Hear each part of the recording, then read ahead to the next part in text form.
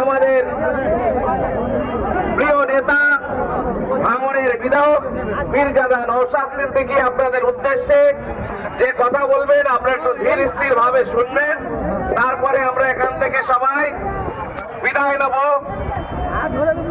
আমি এখন মাইক্রোফোন তুলে দিচ্ছি আমাদের নেতা নওশাদ সিদ্দিকীর হাতে।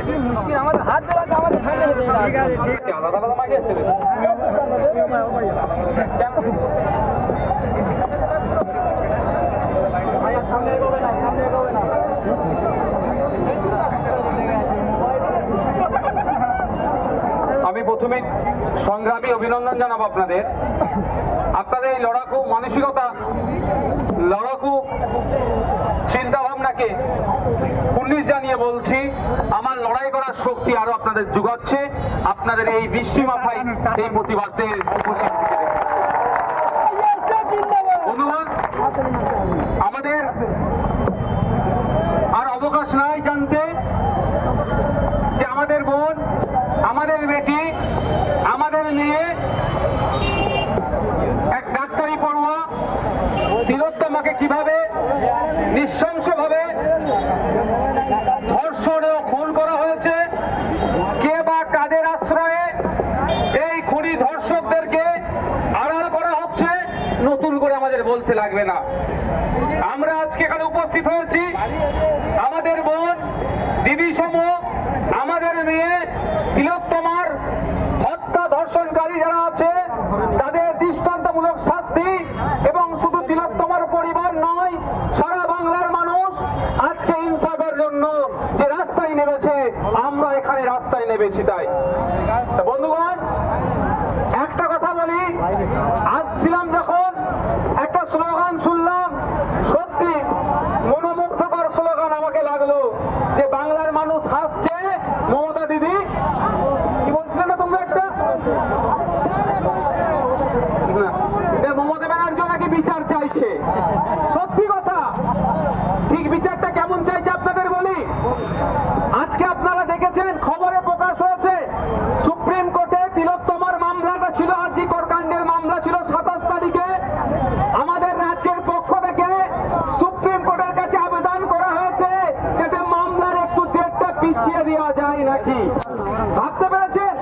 এইদিকে মুখ্যমন্ত্রী তার দলের সাঙ্গপাঙ্গদেরকে নিয়ে বলছেন দ্রুত বিচার করতে হবে, তিলোত্তমার বিচার, দর্শক খুনিদেরকে শাস্তি দিতে হবে বলে মিটিং মিছিল করছে, আর সুপ্রিম কোর্টে গিয়ে বলছে মামলার ডেটটা একটু পিছিয়ে দিলে ভালো হয়। সে আমাদের মুখ্যমন্ত্রী। আমরা মুখ্যমন্ত্রীকে ধিক্কার নিন্দা জানাই। মুখ্যমন্ত্রী বলছে তিলোত্তমার বিচার চাই, এইদিকে মুখ্যমন্ত্রী বাংলার জনগণের ট্যাক্সের টাকাকে কোটি কোটি টাকা খরচ করে সুপ্রিম কোর্টে কোনো সময় 11টা, কোনো সময় 13টা, 21টা, 22টা অ্যাডভোকেট দিচ্ছে, অর্থাৎ ধর্ষক খুনিরা যাতে ছাড়া পেয়ে যায়। ভাবতে পেরেছে? আর এদিকে কি বলছেন, উনি অপরাজিতা বিল পাস করালেন বিধানসভা থেকে মহিলাদের নিরাপত্তার জন্য। যে টাকা উনি এই তিলোত্তমা কাণ্ডে উকিলদের পিছনে দিয়েছেন, ওই টাকার যদি সিসিটিভি লাইট পশ্চিমবাংলার দক্ষিণ 24 পরগনায় জেলায় লাগাতো, আমি মানে বুক ফুঁকে বলতে পারি এই দক্ষিণ 24 পরগনার এই বিজয়গঞ্জের বাজারে কোনো মা বোনের দিকে কোনো টাকা দেবার তোলা। যে টাকার তিনি উকিলদেরকে দিচ্ছেন, কোটি কোটি টাকা উকিলদেরকে দিচ্ছেন এই তিলোত্তমাকে সাথে যারা অন্যায় করেছে, যারা নরপিশাচ, যারা ধর্ষক, যারা খুনি আছে, তাদেরকে বাঁচানোর জন্য মমতা ব্যানার্জি টাকা দিচ্ছে। ভাবতে পেরেছেন? তাই আমরা এই জায়গা থেকে অপদার্থ স্বাস্থ্যমন্ত্রী, অপদার্থ পুলিশ মন্ত্রী আজকে পদত্যাগ চাইছি। বন্ধুগণ আপনারা জানেন বেশ কয়েকদিন আগে বাসন্তীতে বাড়ি হরিয়ানায় কাজে গিয়েছিল, শুধুমাত্র নাকি তার অপরাধ সে নাকি গোমাংস ভক্ষণ করেছিল। কিন্তু আপনাদের জানিয়ে রাখি হরিয়ানাতে অলরেডি ওখানে বিফ ব্যান আছে, ওখানে গোমাংস চলে না। তাহলে ওখানে একজন মানুষ যে ডাল ভাত ঠিকঠাক করে খেতে পায় না, 250 টাকার যদি ওখানে পাওয়া যায়, তারপরেও বলছি বিফ কিনে খাওয়ার তার সামর্থ্য আছে। শুধুমাত্র সামনে হরিয়ানা ইলেকশন আসছে, ধর্মের টিকিট তুলে ক্ষমতায় থাকবো বলে, ক্ষমতার মসনদে বসে থাকবো বলে এই গরিব শ্রমিক পুলিশগুলোকে পিটিয়ে হত্যা করলো। আমরা এখান থেকে বলছি আমার রাজ্যের মুখ্যমন্ত্রীর কি ভূমিকা আছে, হরিয়ানা সরকারের সাথে যোগাযোগ করে আমাদের বাকি হরিয়ানাতে যে সমস্ত শ্রমিকরা আছে তাদের নিরাপত্তা প্রদানের জন্য কি ব্যবস্থা গ্রহণ করেছে সেটাও আমরা জানতে চাইছি।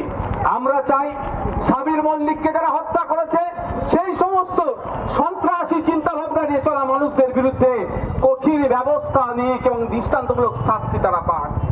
আপনারা অবাক হবেন শুনলে গত কয়েকদিন আগে মহারাষ্ট্রে আমাদেরই দাদা, আমাদেরই ভাই, আমাদেরই সন্তান সোমনাথ দেবনাথ বাবুকেও মাথা কেটে মুন্ডু কেটে তাকে হত্যা করেছে। কদিন আগে দেখছিলাম উড়িষ্যাতে বাংলা ভাষায় কথা বলার জন্য তাদের উপর অত্যাচার হচ্ছে, তাদেরকে ওখান থেকে ফিরে যেতে বলা হচ্ছে। একের পর এক রাজ্যে দেখছি আমরা আমাদের বাঙালি শ্রমিকদের উপরে, পরিযায়ী শ্রমিকদের উপরে অত্যাচার হচ্ছে, তাদেরকে মারধর করা হচ্ছে, তাদেরকে খুন পর্যন্ত করা হচ্ছে। কিন্তু আপনাদের জানিয়ে রাখি, আপনাদের অনেকের জানা আছে, আমি তাও আবার রিমাইন্ড করছি আপনাদের, পশ্চিম বাংলার বিধানসভাতে লেবার মিনিস্টারের দেওয়া তথ্য অনুযায়ী 22 লক্ষ শ্রমিক ভিন্ন রাজ্যে কাজ করছে। আর আমাদের পশ্চিম বাংলাতে উড়িষ্যার শ্রমিক, মেঘালয়ের শ্রমিক, হরিয়ানার শ্রমিক, মহারাষ্ট্রের শ্রমিক, বিহারের শ্রমিক, এইরকম ভাবে বিভিন্ন রাজ্যের শ্রমিক প্রায় 1 থেকে 1.5 কোটি আমাদের রাজ্যে এসে কাজ করছে। কাজ করে যে অর্থ উপার্জন করছে সেটা দিয়ে তার পরিবার পরিজনকে নিয়ে এই স্বাচ্ছন্দ্যে থাকার চেষ্টা করছে। তাহলে আমরা পশ্চিম বাংলার অধিবাসী 1 থেকে 1.5 কোটি ভিন্ন রাজ্যের শ্রমিককে আমাদের বুকে আগলে রেখে তাদের সাথে অতিথি ভালো আচরণ করে তাদেরকে নিরাপত্তা দিয়ে আমাদের রাজ্যে কাজের ব্যবস্থা করে দিচ্ছি। আমাদের শ্রমিকরা ভিন্ন রাজ্যে আছে, তাদের উপর অত্যাচার আমরা কোনোভাবেই মেনে নেব না, কোনোভাবেই আমরা মেনে নেব না। তার জন্য আমরা আইন হাতে তুলব না। আমি আমার রাজ্যের অপদার্থ মুখ্যমন্ত্রীকে বলতে চাই, আমরা যেভাবে আমাদের প্রশাসনকে দিয়ে আমাদের রাজ্যে যে সমস্ত এই শ্রমিকরা এসে কাজ করছেন তাদেরকে নিরাপত্তা দিচ্ছি, ঠিক একইভাবে ভিন্ন রাজ্যের মুখ্যমন্ত্রীদের সাথে আমাদের রাজ্যের মুখ্যমন্ত্রীকে অবিলম্বে মিটিং বসতে হবে এবং সেই রাজ্যে যে সমস্ত বাঙালি শ্রমিকরা আছে তাদের নিরাপত্তার ব্যবস্থা সেই রাজ্যের মুখ্যমন্ত্রীকে দায়িত্ব নিতে বলতে হবে। দুর্ভাগ্যের বিষয়, এখানে কি হচ্ছে, এখানে শুধু ভোটের পলিটিক্স হচ্ছে। ক্ষমতায় থাকতে হবে কি করে আপনারা জানেন। আমি কোড অন কোড বলছি, সাবির মল্লিক মুসলিম বলে তার বাড়িতে শাসকের নেতারা পৌঁছে গিয়েছিল। খোঁজ নিয়ে দেখুন সোমনাথ দেবনাথ তার বাড়ি এখনো কিন্তু শাসক দলের নেতা পৌঁছায়নি। এটা হচ্ছে নোংরা রাজনীতি, রাজনীতি আমরা করতে দেব না। আমার কাছে সাবির মল্লিক যতটাই আপন, আমার কাছে যতটাই আপন সোমনাথ দেবনাথ বাবু। তাই আমাদেরকে লড়াইয়ে থাকতে হবে, প্রতিবাদে থাকতে হবে। আমাদের শ্রমিকদেরকে কোন রাজ্য যদি কেউ ডিস্টার্ব করে তাহলে আমাদের মুখ্যমন্ত্রীকে সেই রাজ্যের মুখ্যমন্ত্রীর সাথে কথা বলতে হবে, নাহলে সেই রাজ্যে যে সমস্ত শ্রমিকরা আছে তাদেরকেও নিয়ে আমাদের ভাবতে হবে। আমরা কি উড়িষ্যার শ্রমিকদের সাথে খারাপ আচরণ কেউ করেছি? করবো না আশা করছি। তো আমরা যেভাবে আমাদের উড়িষ্যার শ্রমিকদেরকে বুকে আগলে রেখেছি, আমাদের তারা অতিথি আর তার পরিযায়ী শ্রমিকদেরকে যেভাবে আমরা বুকে আগলে রেখেছি, আমাদেরও শ্রমিকরা উড়িষ্যায় যেগুলো আছে তাদেরকে আগলে রাখতে হবে না? আপনারা জানেন আমি উড়িষ্যা ভবনে গিয়েছিলাম, সেখানে গিয়ে যিনি সেক্টর অফিসার ছিল তাকে আমি বলে এসেছিলাম এ কথাই। অবশ্য তারপরে অত্যাচার বন্ধ হয়েছে, কিন্তু এটা আমি দেখছি বেশ কয়েকটা দিন ধরে যেভাবে আমাদের শ্রমিকরা আক্রান্ত হচ্ছে, আমার তো বিতস্তত। বাঙালি খেতাও হচ্ছে না তো, শুধু একটা জায়গায় নয়, শুধু হরিয়ানাতে নয়, মহারাষ্ট্র থেকে শুরু করে বিভিন্ন রাজ্যে বাঙালিদের উপরে যে আক্রমণ হচ্ছে, উত্তরপ্রদেশেও হচ্ছে। আমি কিন্তু আশঙ্কিত। তাই বন্ধুগণ আপনাদের বলবো, আমাদের কম বেশি পরিবারের থেকে অনেকে ভিন্ন রাজ্যে কাজ করতে গিয়েছে, তাদের নিরাপত্তার স্বার্থে আমাদেরকে আওয়াজ তুলতে হবে। আমাদেরকেও বলতে হবে, আমরা যেমন সাবির মল্লিকের পরিবারের জন্য বলেছিলাম তার পরিবারকে সরকারের পক্ষ থেকে ক্ষতিপূরণ দিতে হবে, আমরা এই জায়গায় বিজয়গঞ্জ বাজার থেকে দাঁড়িয়ে বলছি আগামী 1 সপ্তাহের মধ্যে রাজ্যের মুখ্যমন্ত্রী এবং লেবার মিনিস্টার যদি সোমনাথ দেবনাথ বাবুর পরিবারকে ক্ষতিপূরণ না দেয় তাহলেও কিন্তু আমরা লেবার দপ্তর কি করতে আমরা বুঝিয়ে দেবো। নাকি না সাবির মল্লিক নামটা মুসলিম বলে যেতে হবে, আর সোমনাথ দেবনাথের নামটা ঠিক মুসলিম নাই বলে যাবেন না, ঘরে বসে থাকবেন, এটা হবে নাকি?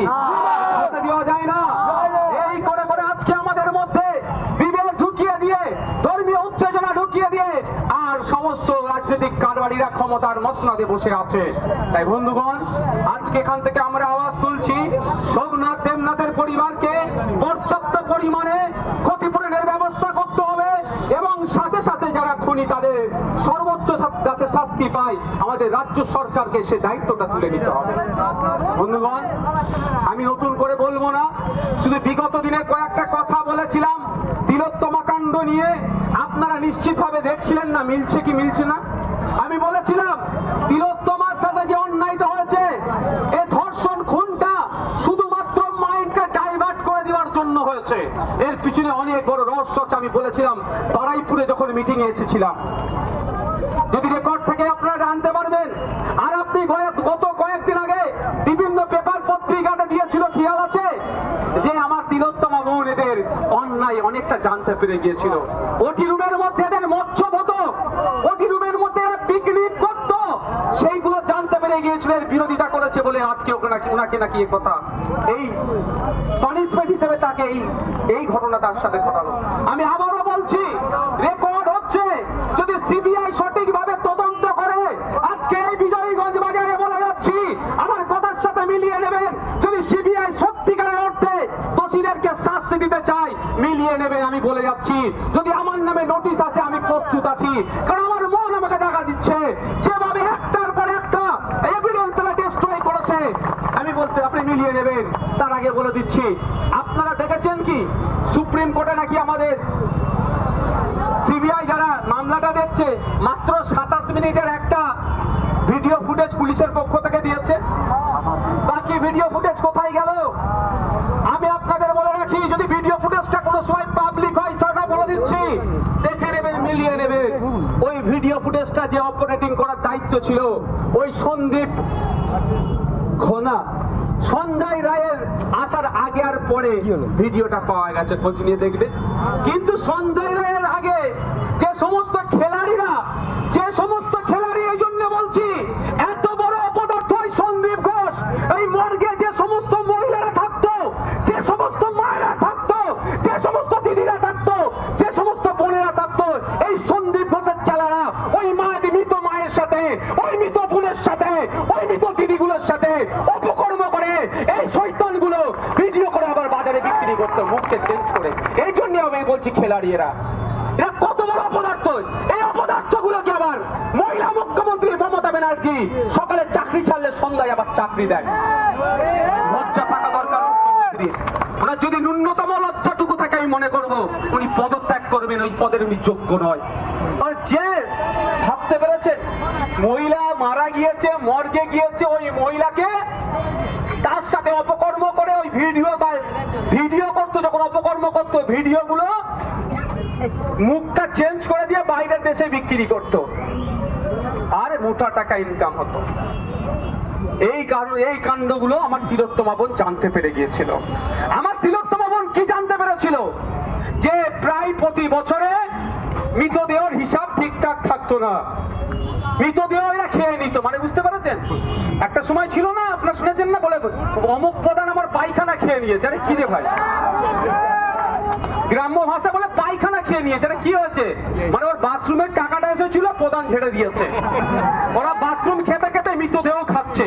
প্রতি বছর 8টা-10টা করে মৃতদেহ এরা কি করতো, অন্য জায়গায় কি কাজে ব্যবহার হয় বলতে পারবো না সবটা, কিন্তু প্রতি বছরের 8টা-10টা করে মৃতদেহ খেয়ে নিত। আর কি অন্যায় ঘটতে পেরেছিল? প্রতি বছরে প্রায় 20 কোটি টাকার ওই মেডিকেল কলেজের ব্যবহারকৃত যে সমস্ত বর্জ্যগুলো ছিল, সেইগুলো এরা বিক্রি করে লুটপাট করে খেত। সেইগুলো প্রতিবাদ করার জন্য আজকে আমার তিলোত্তমা বোনকে এরা ধর্ষণ করিয়ে, খুন করে, তারপরে ধর্ষণ করিয়ে এরা তার মুখটাকে বন্ধ করলো। রাজ্য সরকার বারবার বলছিল, পুলিশ বারবার বলছিল, এটা আমাদের কেউ নয়। আজকে আপনারা বলুন, টালা থানার ওসিকে কেন গ্রেফতার করেছে? বেশ কিছু কারণ দেখিয়েছে। তার মধ্যে একটা কারণ হচ্ছে যথাসময়ে এফআইআর করেনি। আপনারা শুনলে অবাক হবেন, সন্ধ্যে 6টার পরে এফআইআর আপনার পোস্টমর্টম করার নিয়ম নাই। এখানে যদি কোনো ডক্টর থেকে থাকেন, আমি যদি ভুল বলি, আমাকে এসে আপনি প্রোটেস্ট করতে পারেন, কিন্তু বাই প্রেসার দিয়ে পোস্টমর্টম করতে বাধ্য করেছে। ওখানে একজন সম্ভবত প্রাক্তন কাউন্সিলর তৃণমূলের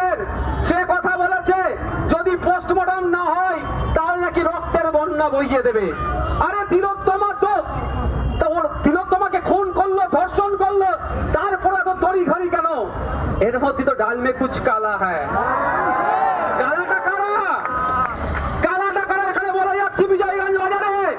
সিবিআই যদি সঠিক তদন্ত করে, আমি আবারও বলছি, সিবিআই যদি সঠিক তদন্ত করে তাহলে দেখতে পাবেন দুবাই থেকেও কিছু কালপিটকে নিয়ে আসছে যারা তিলোত্তমার সাথে অপকর্ম করে দুবাই তারপরের দিনে পালিয়ে গিয়েছেন। মমতা ব্যানার্জির সিনেমা ধন্য তারা যদি করে, তবে কতটুকু কি হবে বলতে পারবো না, কতটুকু কি হবে বলতে পারবো না, আমি কবে বিচার পাবে আমি বলতে পারবো না। আমি যদিও একজন আইনসভার সদস্য, সব কথা আমি বলতে পারছি না, গায়ে অনেক জ্বালা করছে, কিন্তু বলতে পারছি না কারণ আমি একজন আইনসভার সদস্য। আমি যদি সাধারণ মানুষ হতাম অনেক কিছু করে বলে দিতে পারতাম, কিন্তু আমার কিছু দায়িত্ব আছে তো যেটাই পালন করতে হচ্ছে, বাধ্য হয়ে করতে হচ্ছে। সিবিআই কেন এখনো পর্যন্ত ওই দিনকে বা ওই রাত্রে যিনি সিসিটিভি মনিটরিং করার দায়িত্ব ছিলেন তাকে কেন ডাকছে না? এই বল এখানে কে এসে তোমাকে সিসিটিভি অফ করতে বলেছে কখন আর অন করতে বলেছে কখন? নামটা জানলেই তো অনেক কালপিটকে ধরা পড়ে যেত। করছে না কেন? এখানেও কিছু আছে, দাদা দিদির একটা সেটিং চলছে এখানে, তাই আপনাদের বলবো